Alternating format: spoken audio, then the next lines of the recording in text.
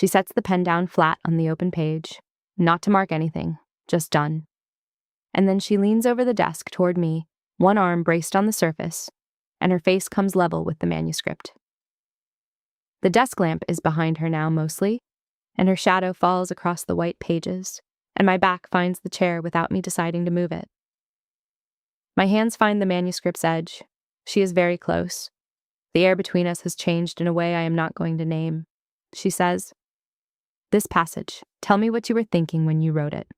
Not a question. The architecture inside it is entirely a command. If you want to hear uncensored too hot for YouTube stories, check out my Patreon in the description. Tell us where you're watching from and subscribe. The manuscript took a year and 4 months. I want to say that simply, the way you say a fact about weather or distance, but it does not stay simple when I say it. Because a year and 4 months is not neutral time. A year and 4 months is the specific duration that contains the ending of one thing and the quiet, unannounced beginning of something else. And the writing was both of those, braided together, and I did not know that until I was most of the way through it and the pages were already too honest to take back. Page 187 was written in October. I remember the specific Thursday. Not because I marked it, but because I remember being cold, which is unusual for me at a desk, and I remember the window being open a few inches and the sound of the street below being more present than it usually was. And I remember that I had been staring at the paragraph before that page for approximately 20 minutes without touching it, and then something shifted and I touched it, and what came out was page 187. The passage Riven read aloud tonight. The passage she's currently leaning over the desk to ask me about. I submitted the manuscript in February. In February, the weather was also cold, but in a different way. Resolved cold, the kind that knows it is ending. And I sealed the file and sent it with the specific feeling of having mailed something that could not be recalled, which is both the point and the terror of it. Riven's office called in March. Her assistant, whose name is Marco, has the particularly careful voice of someone who works for a person whose time is understood to be significant. And he offered 3 calendar slots in the way people offer things that are already decided, and I chose Thursday at 9 p.m. because it was the only slot that felt like it matched the manuscript's register, which is an absurd criterion for scheduling an editorial appointment, and I am aware of that. It is now Thursday at 9 p.m. The office is on the 14th floor, and the building at this hour is very quiet. The kind of quiet that arrives when the business of a place has finished and only the work is still happening. The cleaning staff moved through the corridor outside approximately 30 minutes ago, and since then there has been nothing. Only the intermittent sounds from the street below, which reach this room softly, and the lamp, which has a low electrical presence, almost inaudible, but there if you are paying attention, which I have been doing for the past 43 minutes, because paying close attention to small ambient sounds is a skill developed specifically for moments when your larger attention has been entirely commandeered. Riven commandeered it in the first 4 minutes. She was already at the desk when I arrived, standing at the far end of the manuscript table with her back partially to the door, and when I knocked on the open door and said her name, Riven, not Ms. Anything, because she had said at the end of our first meeting 3 weeks ago to use her given name without inflection, as if it were obvious, which it immediately became. She turned, and the turn reorganized the room. That is the only way I have to describe it.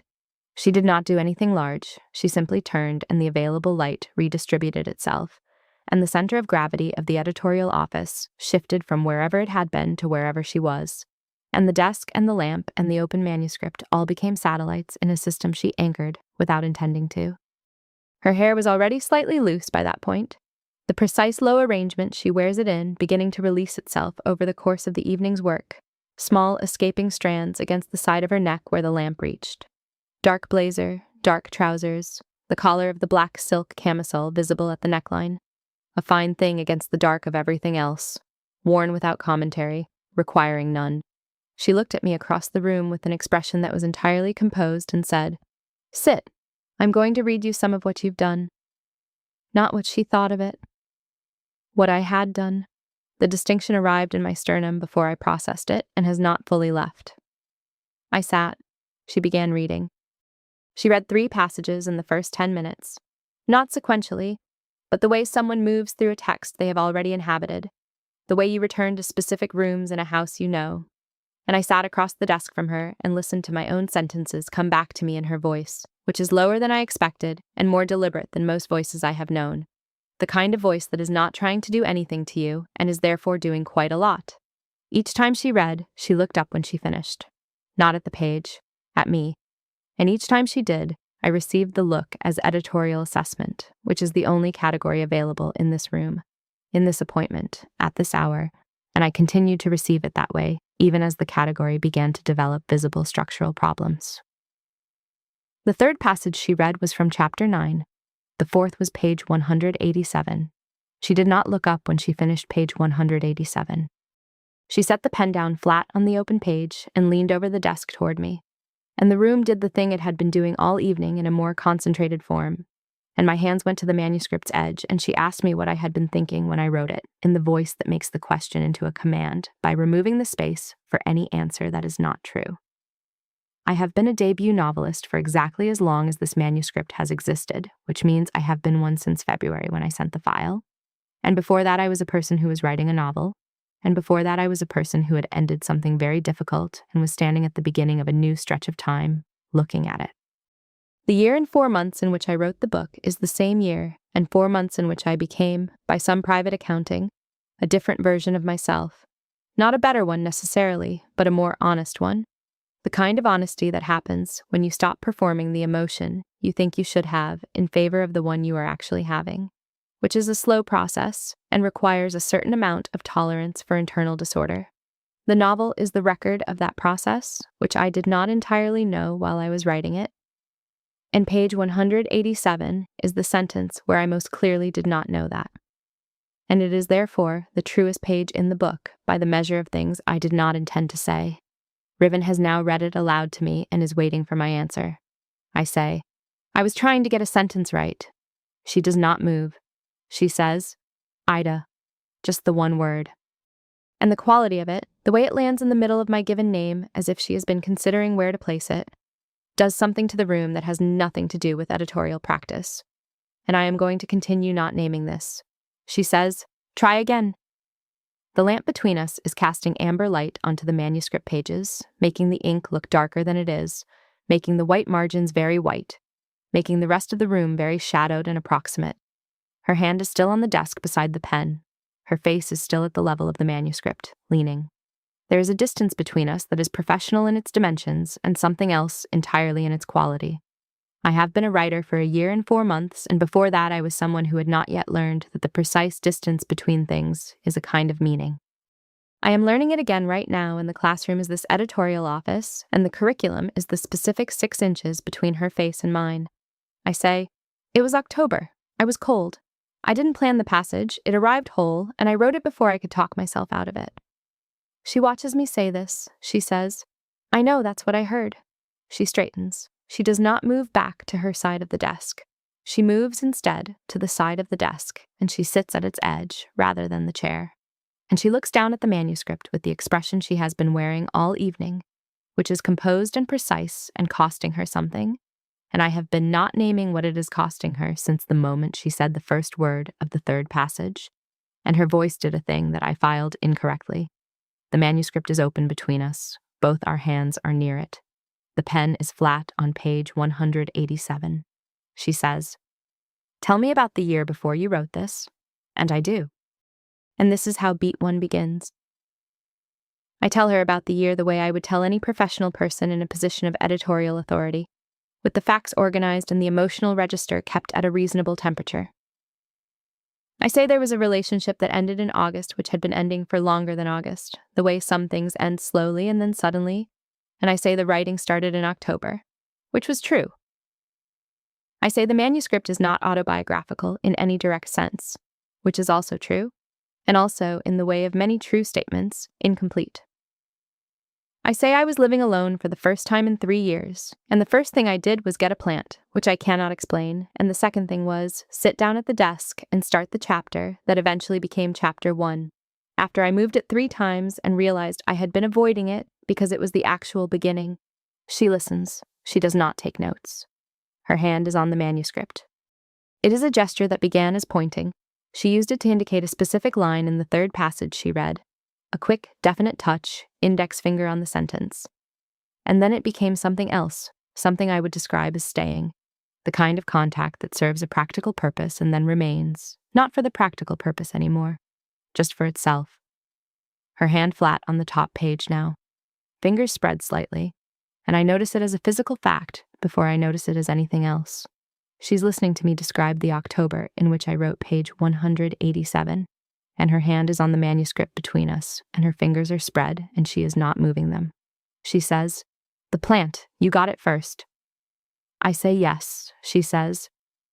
Before the desk, before the writing. I say yes, before any of it. I went to a shop 3 blocks from the apartment and came home with something green and living, which was its own kind of logic at the time. Something passes over her face at this, a thing that is not entirely editorial, a thing that she manages back into composure almost before it arrives, almost, but not quite before I see it. The quality of her attention changes for approximately 2 seconds, becomes something more internal and more specific, and then she restores it and says, "That's in the book somewhere. Not the plant, what the plant means." It is. On page 31. She has read my entire manuscript close enough to know where the plant lives in it. Which is not surprising for an editor-in-chief who has scheduled a 9 p.m. editorial session and been reading passages aloud for 40 minutes. But the speed of the connection, the way she went from my spoken sentence to page 31 without visible effort, does something to the inside of my chest that I receive as admiration for editorial precision, which is what it is. She says, "How long did it take you to understand what you were writing?" I think. I say, "Somewhere around page 120, maybe 130. She says, "That's late." I say, "I know." She says, "The book is better for it." The way she says this, not as reassurance, not as professional encouragement, but as a statement of observed fact, the tone a botanist might use about a specific and interesting specimen, arrives in the back of my throat before it arrives in my mind. I swallow it down and keep my face at an informational temperature. Her hand on the manuscript has not moved. I become aware of mine, both on the edge of the manuscript, holding it slightly, which I do not remember deciding to do. The pressure of my fingers against the pages faint but continuous, and the pages give slightly under my grip, that particular resistance of many bound sheets. And I am now aware that both of us are touching this object at the same moment, and that the manuscript between us is acquiring a quality that has nothing to do with its contents and everything to do with how we are both touching it. She says, "Page 187. I want to come back to it." I say, "Of course," she says. "Not yet." The word "yet" lands in the air between us and stays there. The lamp is warm, and the office is quiet, and she is sitting at the edge of my manuscript, and the pen is flat on page 187, and her hand is spread on the top page, and she is telling me, not yet, as if there is a sequence to this evening that she has already mapped, and my hands are on the manuscript's edges, and my body is doing several things I have not authorized, and I am naming each of them as professional alertness to an editorial context, and this is going very well. She asked me about the structure of the second act next, which is a legitimate editorial question, and we move into territory that is recognizably professional, and I feel myself settle into it with a specific kind of relief, the relief of vocabulary that behaves itself, of a discussion about narrative architecture and pacing, and the particular technical problem of the Chapter 10 transition, which I have always known was not quite right. She is incisive in this mode. She has read the manuscript the way a person reads a house they are thinking of living in, tested the joints, measured the rooms, found the places where load-bearing walls have been positioned with intention, and the places where they're under stress. It is impressive to be read this way. It is something other than impressive also, and I am not doing that now. At one point, she leans forward to indicate a page, Chapter 6, a specific paragraph, and her hand goes to the top of the manuscript again, the same gesture, index finger to the sentence in question, and then staying, fingers spread, and I watch it from the peripheral edge of my vision because I have apparently developed a specific interest in the spatial relationship between her hand and this manuscript that I am not going to interrogate. The Chapter 10 transition, she says, is a problem of distance. The narrator, she says, is standing too far back. She uses the word witness. She says the narrator witnesses her own central experience in Chapter 10 instead of inhabiting it, and that this is a choice but not an earned one, and the scene needs to move forward by approximately half a chapter's worth of proximity. She says, "You know where the scene wants to go. You stopped it." I say, I know, she says. Why? I say what is true. Because it felt like too much. She holds this. The air in the editorial office holds it.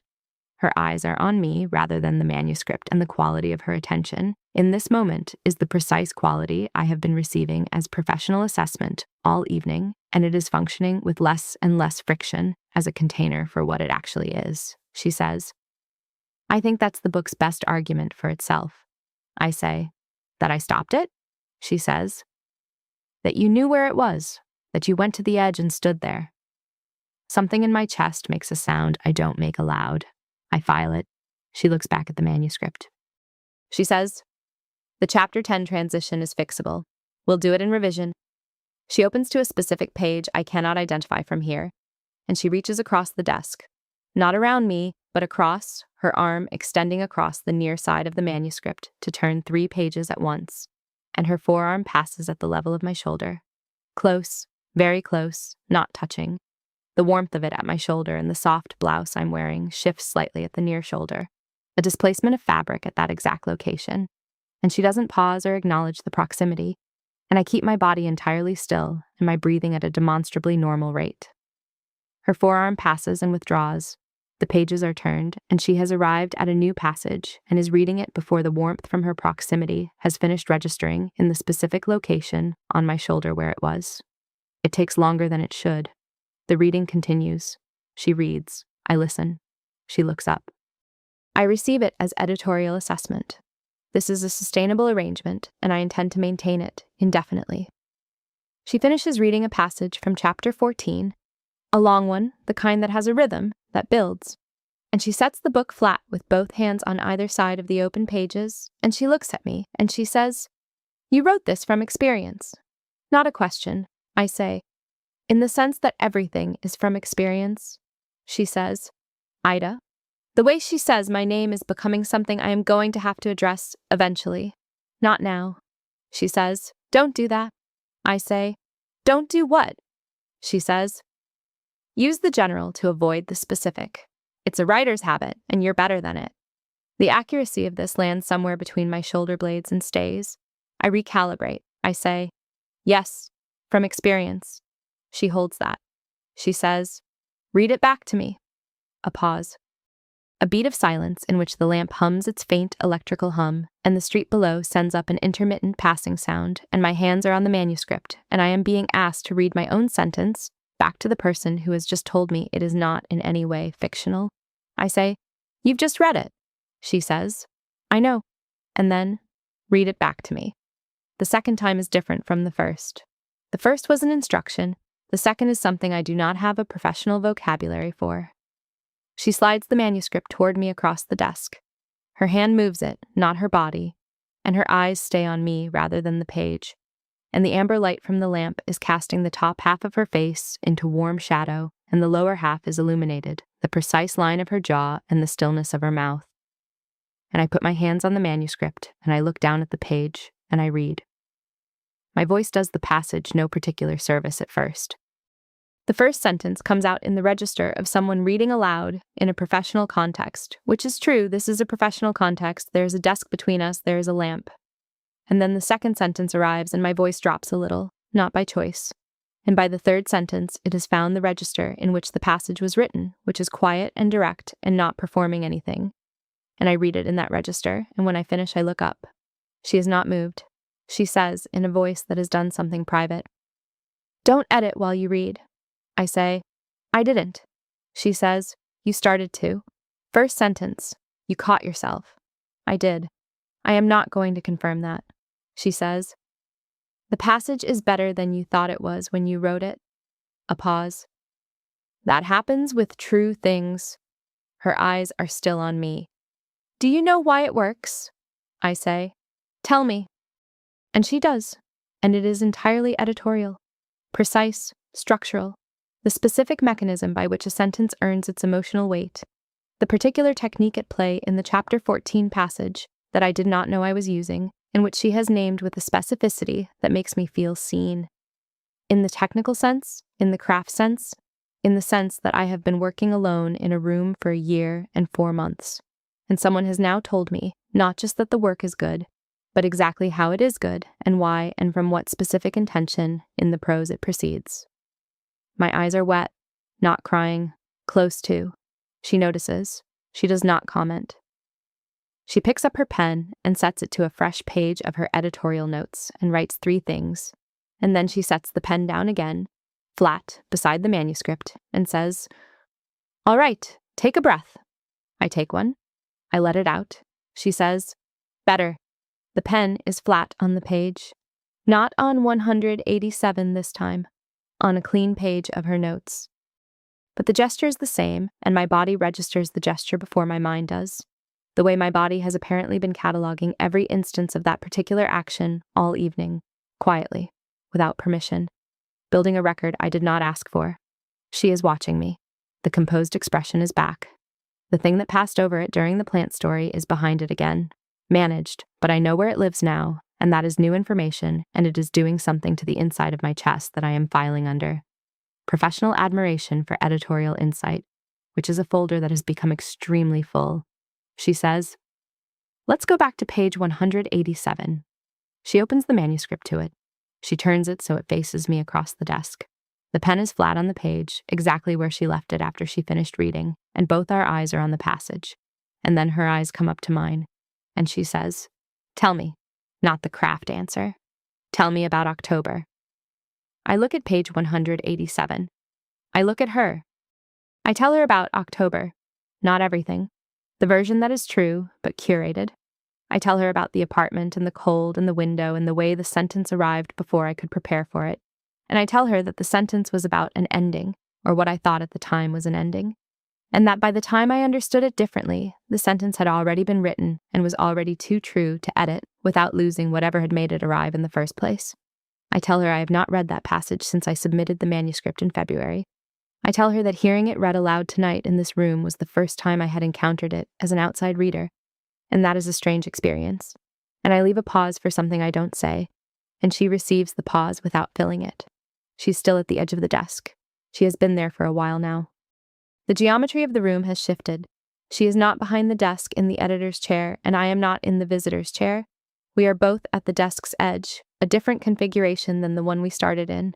And the lamp is still between us, but the proportions have changed. The distance between us is different than it was at 9 p.m., and I have not been counting how it changed, but it has changed. Her hand is on the manuscript still, fingers spread, not pointing at anything, staying. She says, "The ending you wrote, is it the ending that happened?" I say, "It's the emotional truth of it." She says, "That's a craft answer." I say, "I know." She looks at me a long time. The lamp hums. The street below sends up something intermittent and faint. The silence in the editorial office at 9 p.m. on a Thursday is a particular kind of silence, the kind that has texture, that exerts a mild pressure, that is not absence at all, but the presence of everything that is not being said. And there is at this moment quite a lot of that. She says, "How long have you been in the room with someone who can read you?" My hands are on the manuscript's edge. The question goes into my sternum like a key into a specific lock and turns. I say carefully, "Define the terms," she says, her eyes on the page and then on me. Someone who reads the page and then reads you and knows they are reading the same thing. The lamp is between us. Her hand is on the manuscript. The pen is flat on the page. The editorial office has a particular quality at this hour that has nothing to do with publishing.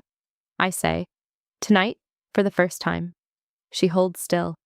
Then she moves. Not toward me. She turns to the manuscript. She opens it to a new page. She reaches across me for the previous section, and her forearm comes past my shoulder again, closer this time, and I feel the warmth of it along the entire near side of my shoulder, before her arm withdraws. And this time I hear my breath release slightly wrong.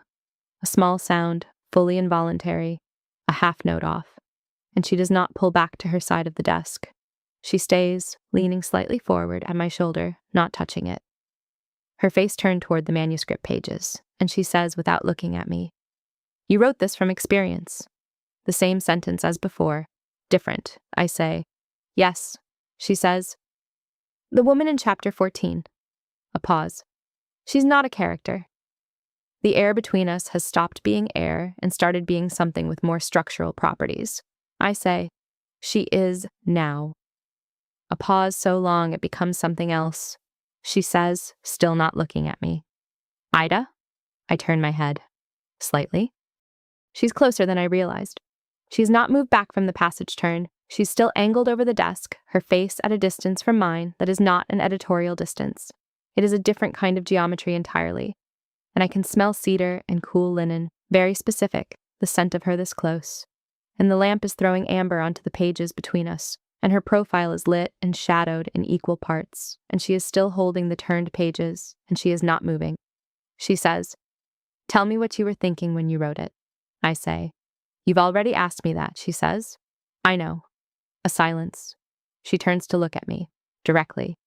The composed expression is in place, and behind it, there is the thing I saw pass over her face during the plant story, and it is not behind it cleanly anymore.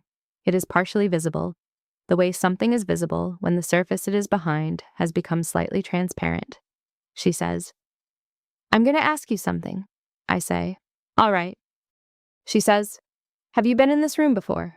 I say, "Tonight since 9 o'clock." She says, quiet, "Not this room. This." The lamp, the manuscript, the warmth at my shoulder where her arm passed, the pen flat on the page, the dark of her eyes in the amber light, looking at me with the complete attention of someone whose professional training has always been in how to see and who's currently using it for something that is not the manuscript. I say, "No." She says, "Neither have I." She straightens. She steps back. She walks to the window, which is the first time she has been more than 2 feet from the manuscript all evening, and she stands with her back to the room for approximately 7 seconds, and I do not watch her, and also I watch every second of it. And then she turns and comes back, and her face has been reorganized back into composure, and she sits at the desk's edge again and says, as if we are continuing, "All right? There's one more thing I need to understand about the structure." We go back to the manuscript. 30 minutes later, the conversation has moved through Chapter 12's pacing, the question of the epilogue, the title, which she disagrees with and is right about, and 3 specific sentences in Part 3 that she believes are doing the same work as 3 other sentences and could be removed without loss. I argue one of them. I am right about 2/3 of it. She concedes 1/3 of the argument with the particular grace of someone who knows what they know and also knows when they have encountered a limit, and the exchange has the quality of an argument that has been happening for years between 2 people who have been arguing about the same things their entire lives, which is impossible, given that I have met Riven 3 times and this is the first extended session. But the quality is what it is. Her hand is on the manuscript throughout. The spread fingers, the staying gesture. At 10:47, she stands and picks up the manuscript and carries it to the window. Not to look at it. Just to move, I think. Just to put some geometry between her and the desk. And she stands there with the manuscript in her hand, and she says, without turning, "The cover page." I say, "What about it?" She says, "The title is wrong." I said that, but there's something else. I wait. She says, "The dedication. You left it blank." I say, "I know. I couldn't decide." She turns. She's at the window with the manuscript, the streetlight behind her making the lamp's amber seem warmer, and she says, "By the time we're done, you'll know." The way she says it. I say, "That sounds like a promise." She says, "It's an editorial note." The dry way she says it. The thing underneath the dry way she says it. She comes back to the desk. She sets the manuscript down. She sits at the edge again and opens it to a different page and says, "Let's talk about what happens in Chapter 15 when she stays." And we do. And the clock moves past 11, and at 11:12 she reaches past me to turn a page, the 3rd time she has done this, reached across rather than asking me to turn. And this time her forearm comes all the way across the near side of the desk, and she has to lean, and the lean brings her shoulder level with my face, and I am looking at the dark blazer's fabric at close range, the fine weave of it, and I can smell cedar and cool linen and something else underneath, something warmer, and the warmth of her is present along my entire left side before she withdraws, and she does not withdraw immediately. She stays leaned, reading the page she has turned to, for 5 full seconds, and I do not move, and I do not breathe in a way that functions normally. And 5 seconds is long enough for the specific warmth of another person's proximity to become locatable and named at each individual point of near contact along the side of your body. And it does, and she withdraws. And the specific locations remain warm for a longer duration than is explicable by physics. She reads the passage. She looks up. She says, "You wrote chapter 15 in October too." I say, "Yes," she says. "After 187. I say, "A week after." She says, "So she stays." I say, "In the book." A pause. She says, "And in October?" I say nothing. She says, "Ida." I look at the lamp. I look at the manuscript. I say, "In October she left, which is why I could write it the other way." A silence. She says, "Not to the manuscript." I understand that. The quality of those 3 words is not editorial. It is not composed. It is something human and specific, and it passes across her face the way the plant moment did, and this time she does not manage it fully back, and I see it clearly, and she sees me see it, and neither of us says anything for the length of several distinct heartbeats. She picks up the pen. She puts it down flat on the manuscript. She says, "I need to show you something on page 189. I say, "Of course." She moves, not around the desk. She moves to my side of it, standing beside me, and she opens the manuscript to 189 and leans to look at the page. And I am in the chair, and she is beside it, leaning over the desk beside me. And the geometry of this is different from anything that has come before tonight, and the geometry of it does something to the specific location of my sternum. A pressure spreading outward, and I look at page 189. She says, "This line." She points, index finger on the sentence. Then her hand spreads on the page and stays. You know what this is doing. I say, "I think so." She says, "Tell me." I tell her. I describe the sentence's structure, what the subordinate clause is doing, how the syntax performs the thing the content is describing, the way the delay before the main clause enacts the delay the narrator is experiencing, and she listens with her hand on the page between us, and when I finish, she says, "Yes, exactly that. You know what you're doing more than you think you do." She straightens slightly and she is looking down at me. She is taller than I am, even when I am in a chair, and she is standing. And the height differential at this angle means her face is above mine and to the left, and the lamp is behind us both now, and the amber light is on the pages and on the wall beyond, and her face is mostly in shadow, except the line of her jaw and the line of her mouth. She says, "How does the book end?" I say, "You've read it." She says, "Tell me how it ends." I look up at her. I say, "She stays." She says, "After everything." I say, "Because of everything." She holds this. The room holds it. The lamp holds it. She says, "I want to ask you to read something." She opens the manuscript, moving it between us so it's angled toward me, and she says, "Chapter 16, the last page." I look at the last page of chapter 16. She says, "Out loud, please." The word "please" from her is a rare event. I feel its rarity land somewhere in the specific location at the back of my jaw, below the ear, and it stays. I read. I read the last page of chapter 16 out loud in the editorial office at 11:24 p.m. with the amber lamp and the manuscript and ribbon standing beside my chair. Very close, not moving. And the passage is the last page, the one where the narrator finally stops accounting for herself and simply sits with the thing that is true without framing it as a problem to be solved or a feeling to be managed or a story to be told about. And it takes me approximately 90 seconds to read it, and when I finish, my voice has done the thing it did in the chapter 14 reading, the thing where it finds the register in which the passage was written, and the silence after is very full. She says, "Ida." I look up. She is looking at me with no part of the composed expression in place at all. The blazer is still on. Her precise hair arrangement has come loose at one side, a strand against her neck. The desk lamp is behind us both, and the amber light is everywhere. And she is looking at me the way she looked at page 187, but I am the page she is looking at. She says, "I've been editing for 14 years. I say, "I know." She says, "I read what writers don't know they've done. It's what I do. It's the whole of it." I say, "Yes." She says, "You knew. Every page. You knew exactly what you were doing." A pause that is longer than any pause that has preceded it in this office tonight, and there have been several. The street below sends up nothing.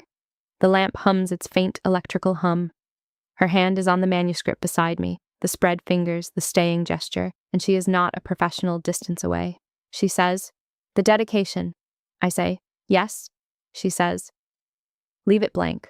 I'll tell you when." I look at her. She says, "Go home, Ida." I do not move immediately.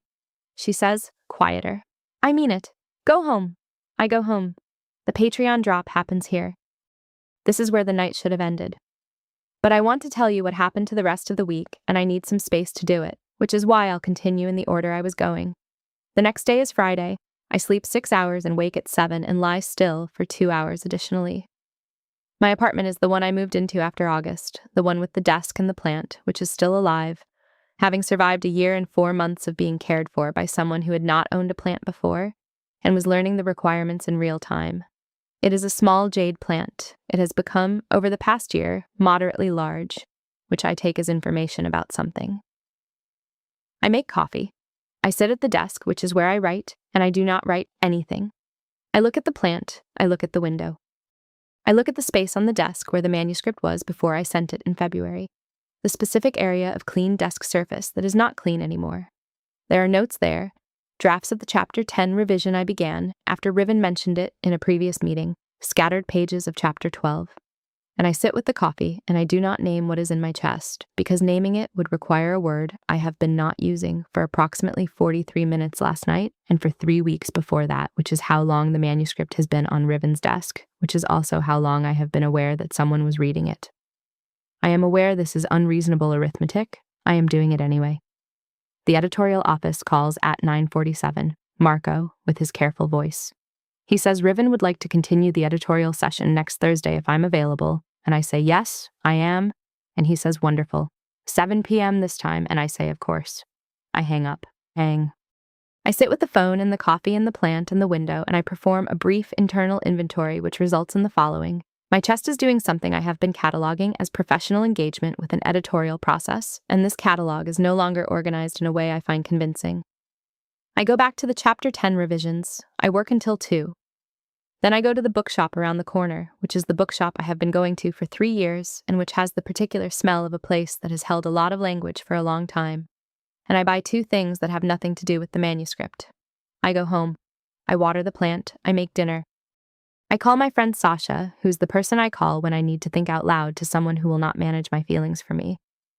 And I talk to her about the editorial session for 22 minutes and do not tell her the specific quality of the 22 minutes I have described it as. And she says, at the end, "Ida, you sound like Chapter 14. I say, "That's a coincidence." She says, I say, "Goodbye." She says, "You're terrible at this." I say, "I know." And I do know. I have always known what I was doing. I just keep writing the other ending anyway. Thursday arrives in the particular way a Thursday arrives when you have been not counting toward it since the Friday before. Not quickly, not slowly, with the specific quality of anticipated time, each day present and accountable, and not moving at the speed you'd prefer. I revise the Chapter 10 transition. I revise a third of Chapter 12. I look at the blank dedication page. I do not write anything on it. Write. I arrive at the editorial office at 5 minutes to 7. Marco is not there this time. It is later in the week, and the building is quieter than last Thursday, if that is possible. And Riven's office door is open, and she is at the desk already, but this time she is not at the far end. She is in the chair, the editor's chair, and she has the manuscript open, and she has her pen in her hand, and she is making a note when I appear at the door. And she looks up. She is wearing the dark blazer over the black silk camisole again. Her hair is in its precise low arrangement, immaculate at this hour, 7 p.m., the session just beginning rather than 2 hours in. She looks at me and she sets the pen down flat on the open page. That gesture. My chest makes a sound I do not make aloud, and I walk into the office and I sit. She says, "I made notes on the Chapter 10 transition." I say, "So did I." A pause. Something between us that is not quite a smile on either face, but is doing the same work. She says, "Read me yours." I read her mine. She reads me hers. They agree on 2 of the 3 structural problems and disagree on the third in a way that is interesting, that becomes a conversation, that becomes an argument that runs for 40 minutes with the manuscript open between us and both our hands on it at various points, and the lamp warm and the city outside the window doing its intermittent city business. And at the end of it, we have solved the Chapter 10 problem in a way that is better than either of our individual solutions. And Riven makes a note in the margin of the relevant page and sets the pen down flat and says, "Good." Not "good job," not "that's better," just "good." A clean declarative word. The satisfaction she means by it is in the quality of how she says it, which is not editorial exactly, which is the satisfaction of two people who have been thinking hard about the same problem and arrived at a thing that is right, and I receive it in the back of my throat and sit with it. She says, "I want to talk about part 3. We talk about part 3. Part 3 is the section that contains Chapter 14 and page 187 and the last page of Chapter 16. And we talk about it for a long time, and at some point in the conversation, she stands up and comes around to my side of the desk again, and this time she sits on the desk's edge facing me, and we are very close, both looking at the manuscript, which is open on the desk's surface to our right, and I have my hands on the arms of the chair, which is a position I have deliberately chosen because it is the position that does not put my hands in proximity to hers, which are on the desk to my right and reaching periodically to the manuscript. She is talking about the through line of part 3.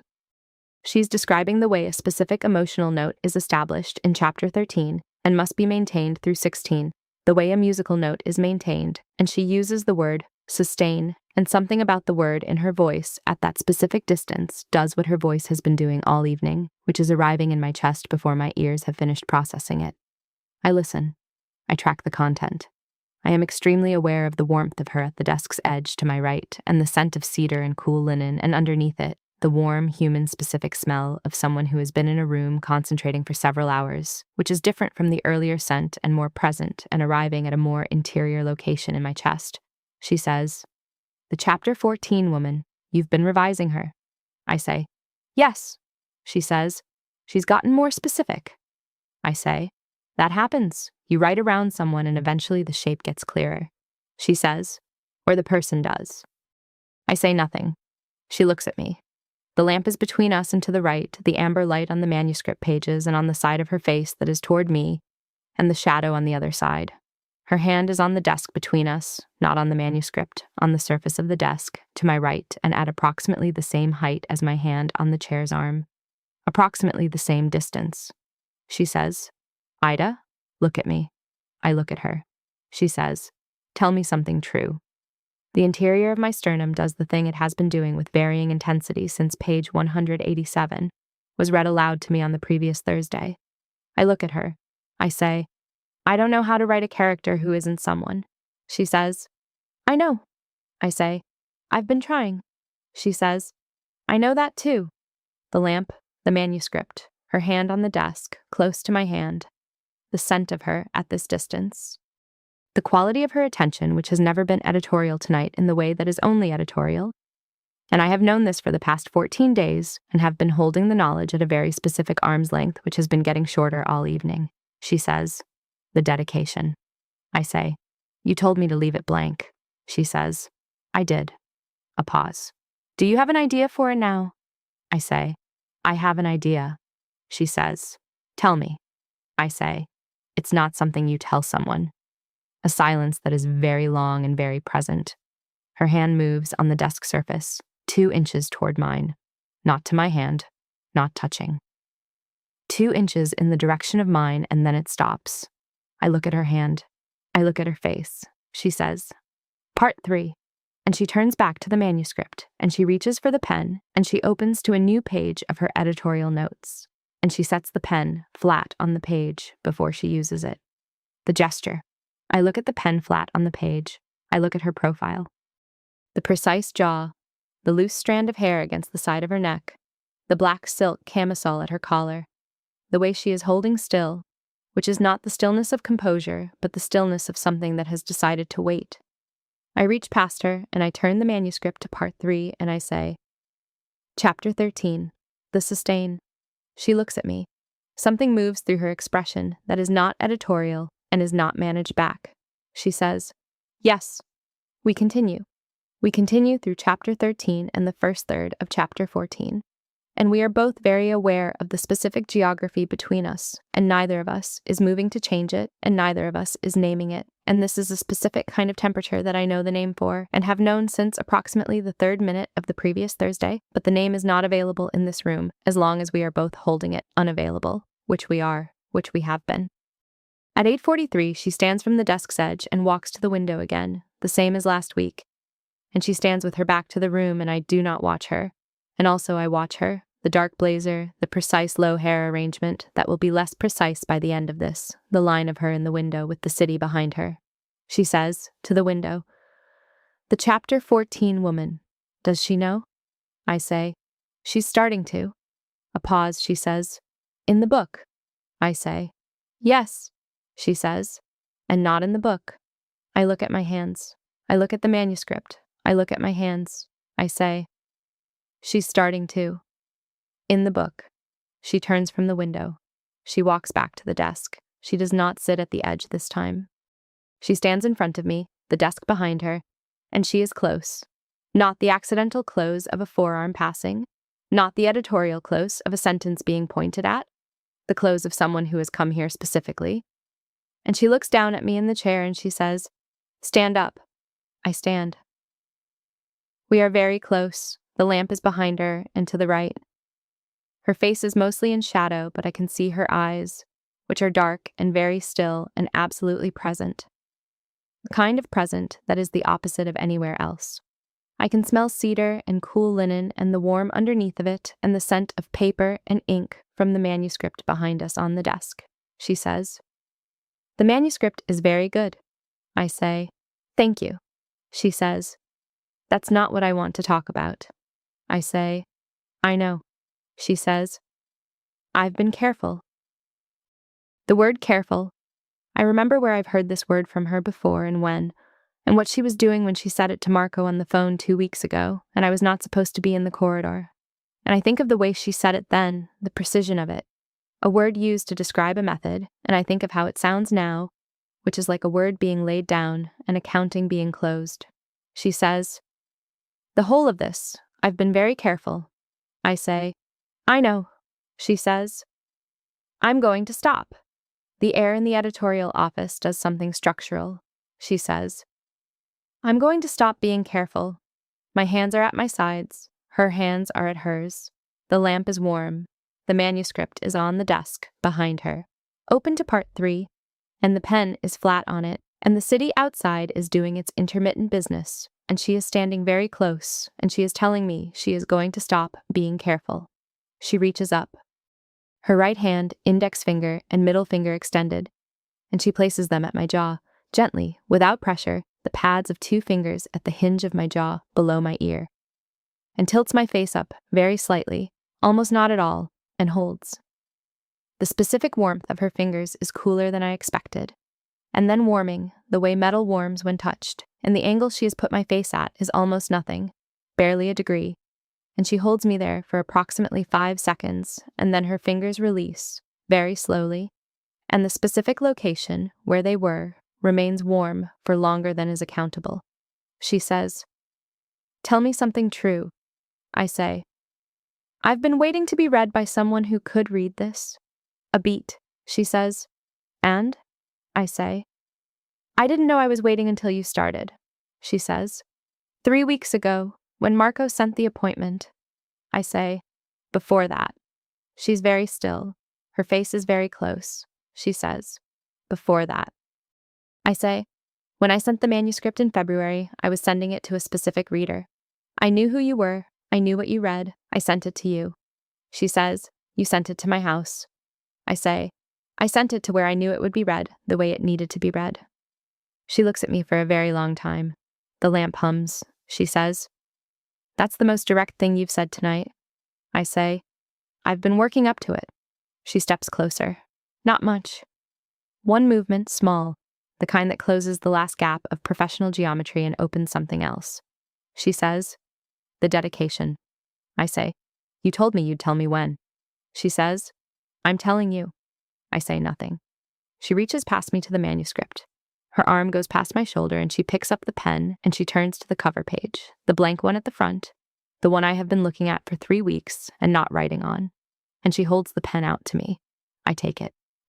Her fingers release it after mine have it slowly, and the warmth of them at the barrel of the pen transfers briefly to mine, and she lets go, and I am holding the pen. She says, "Write it." I look at the cover page. I look at her. I look at the cover page. I write. She does not look. She stands beside me while I write, and she does not look at the page. I set the pen down flat on the cover page, the same gesture, finally mine, and I look at what I have written, and it is 4 words. And they are not editorial, and they are not a craft answer.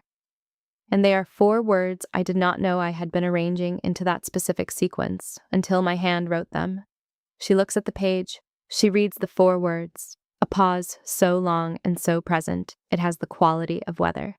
She says, "Yes," just the one word, like a door closing that was supposed to close all along. She picks up the pen. She holds it for a moment, and then she sets it down, flat on the cover page again. The same gesture she has been making all night.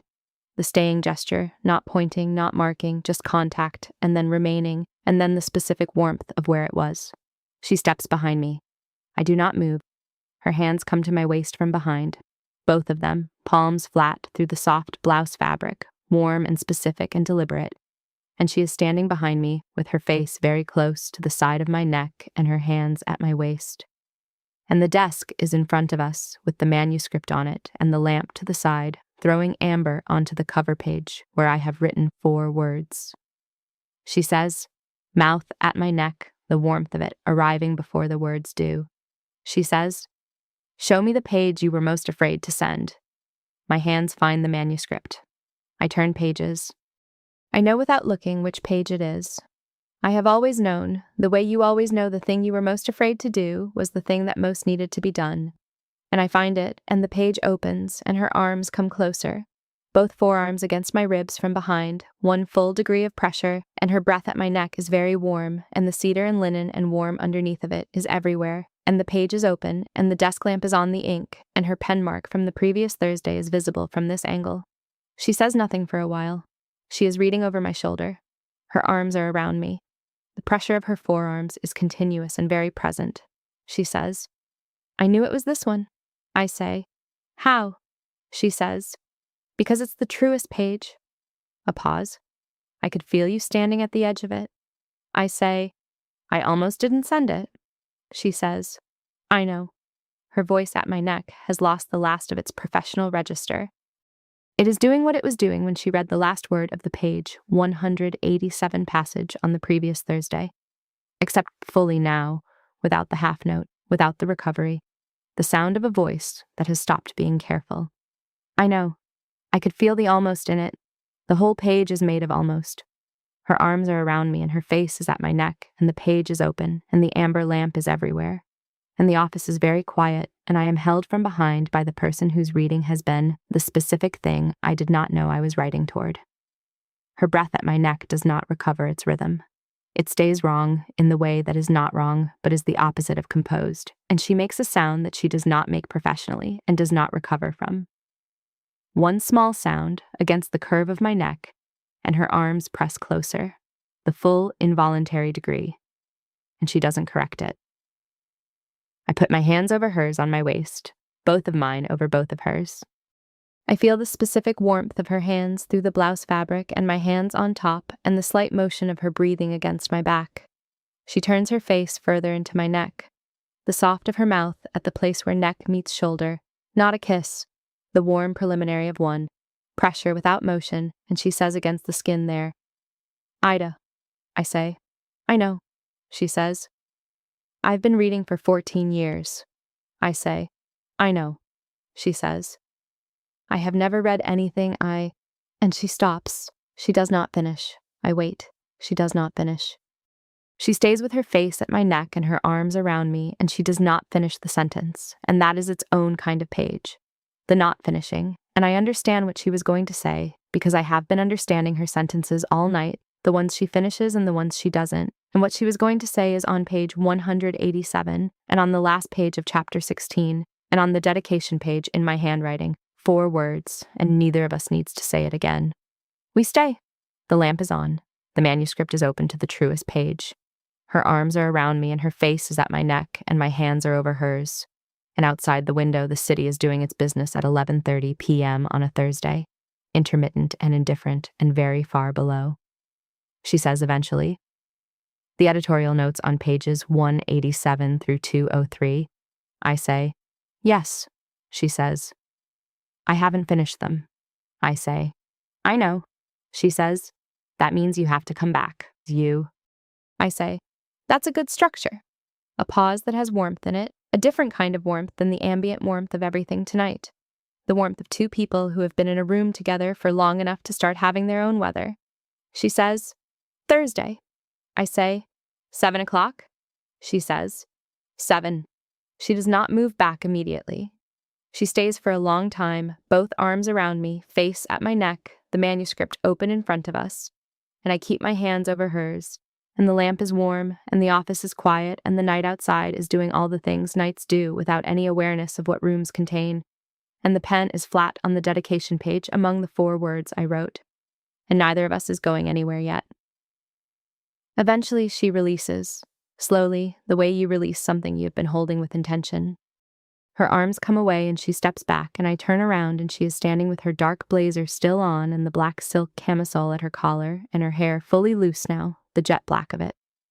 All the precision of the low arrangement undone, and her face is as composed as it ever was, in the way that composition now means something entirely different from what it meant at 9 o'clock last Thursday. She picks up the pen and looks at the cover page. She reads the 4 words again. She sets the pen flat beside them. She says, "Good night, Ida." I say, "Good night." I pick up my things. I walk to the door. I stop. I say without turning, "Ribbon," she says. "Yes," I say, "the dedication. I want to change it before it goes to print." A pause, she says, "To what?" I turn. She's at the desk with the manuscript and the lamp and the pen flat on the cover page, and her loose black hair and her composed and not composed expression. I say, "I'll tell you Thursday." She looks at me. The thing that is not editorial moves through her face, and this time it stays. She says, 7 o'clock. I say, 7. I leave. The next morning I arrive at the office before she does. Marco lets me in, careful-voiced and professionally incurious. And I sit in the chair in the editorial office and I wait. The manuscript is on the desk where she left it, cover page up, facing me. I read it twice. The 4 words, the pen flat beside them.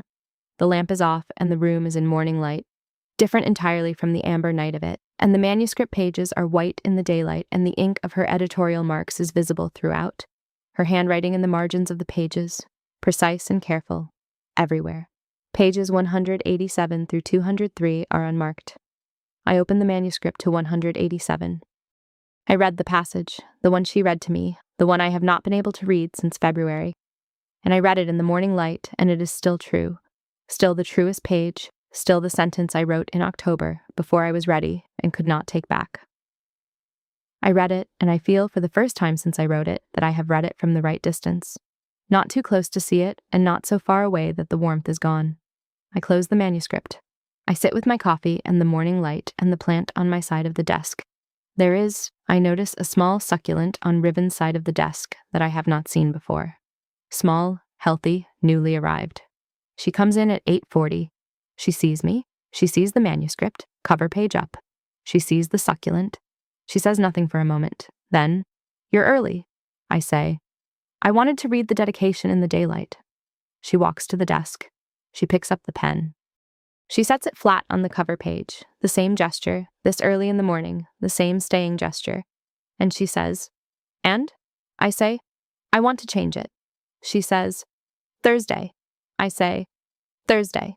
She sits down. She opens the manuscript to page 187. She picks up the pen. She begins to make the first of the editorial notes on the unmarked pages, careful and precise, in her particular handwriting, the ink new and dark on the white page. I watch her hand on the manuscript, the spread fingers, the staying. I open my notebook. I write the first line of something new. Outside, the city is doing what cities do in the morning. The light is entirely different from last night's amber. The manuscript is open. The pen is moving. The pages 187 through 203 are no longer waiting. They are being read.